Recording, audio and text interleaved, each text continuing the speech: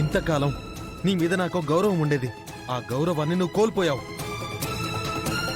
అవనిని, అక్షయ్ని నీ కుటుంబం నిర్దాక్షిణ్యంగా బయటికి గెంటేసింది, వెలేసింది. ఇప్పుడు వాళ్ళ జోలికి ఎందుకు వస్తున్నారా మీరు?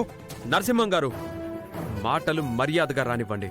ఇంతకాలం మీకు మర్యాద ఇచ్చాం, అది మీరు నిలబెట్టుకోలేదు. ఇక మర్యాదలుండవమ్మా. తేడాలొచ్చాయంటే తలకాయలు తీసుకెళ్లిపోతాను. అంత మొనగాడివా నువ్వు? నీ ఇంటికి గొడ్డలి పట్టుకుని బయలుదేరాను. అవని ఆపకపోయింటే మునగాన్నో మగాన్నో తెలిసి ఉండేది నీకో. హద్దులు మీరి మాట్లాడుతున్నావు. అక్షయ్కి ఏదైనా జరిగితే హద్దులు చెరుపుకుని నీ ఇంటి గేటు బద్దలు కొట్టుకుని వస్తాను.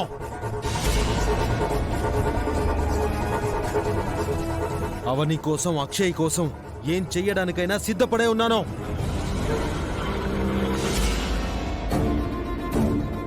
మీ అమ్మగారు నా నుంచి నా భర్తని దూరం చేశారు, భరిస్తున్నాను. కుటుంబాన్ని దూరం చేశారు, తట్టుకుంటున్నాను. నా కూతురిని దూరం చేస్తే మాత్రం తట్టుకోలేను.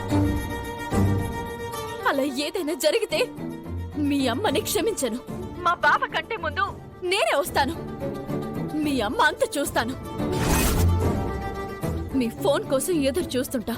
తొందరగా ఫోన్ చేయండి.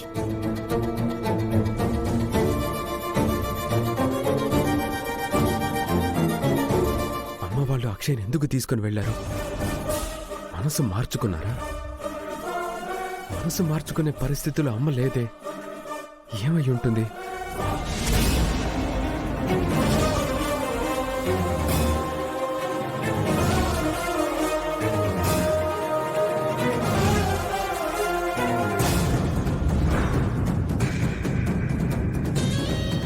భయపడకవని.